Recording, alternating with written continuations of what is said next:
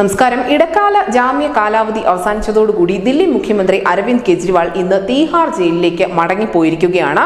ജയിലിലേക്ക് തിരികെ പോകാതിരിക്കാൻ ജാമ്യം നീട്ടുന്നതുൾപ്പെടെ എല്ലാ നിയമയുദ്ധങ്ങളും നടത്തി നോക്കിയെങ്കിൽ പോലും സുപ്രീം കോടതി അപേക്ഷ തള്ളിയതോടുകൂടിയാണ് തീഹാർ ജയിലിലേക്കുള്ള അരവിന്ദ് കെജ്രിവാളിന്റെ മടങ്ങിപ്പോക്ക് അനിവാര്യമായത്. തെരഞ്ഞെടുപ്പ് പ്രചരണത്തിൽ പങ്കെടുക്കാനാണ് സുപ്രീം കോടതി അരവിന്ദ് കെജ്രിവാളിന് ജൂൺ 1-ാം തീയതി വരെ ഇടക്കാല ജാമ്യം അനുവദിച്ചത്. എന്നാൽ തെരഞ്ഞെടുപ്പ് പ്രചരണത്തിനിടെ കോൺഗ്രസ് ജയിച്ചാൽ താൻ തീഹാർ ജയിലിലേക്ക് മടങ്ങി പോകേണ്ടി വരില്ല എന്നുള്ള വിവാദ പ്രസ്താവന അരവിന്ദ് കെജ്രിവാളിന്റെ ഭാഗത്തു നിന്നും ഉണ്ടായിരുന്നു. ഈ പ്രസ്താവനയ്ക്കെതിരെ BJP സുപ്രീം കോടതിയെ സമീപിക്കുകയും ചെയ്തിരുന്നു.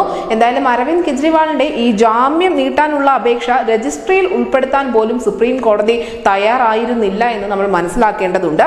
നിലവിൽ രാജ്ഘട്ടിൽ സന്ദർശനം നടത്തിയതിനു ശേഷം കെജ്രിവാൾ CPയിലെ ഹനുമാൻ ക്ഷേത്രത്തിൽ ഉൾപ്പെടെ പ്രാർത്ഥന നടത്തിയ ശേഷമാണ് ജയിലിലേക്ക് മടങ്ങിയിരിക്കുന്നത്.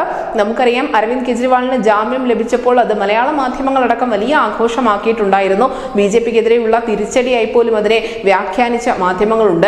എന്നാൽ അരവിന്ദ് കെജ്രിവാൾ ഇപ്പോൾ തിരികെ ജയിലിലേക്ക് മടങ്ങുമ്പോൾ അദ്ദേഹത്തിന് ഒരു നല്ല യാത്രയയപ്പ് കൊടുക്കാൻ പോലും മാധ്യമങ്ങൾ മറന്നുപോയിട്ടുണ്ട്.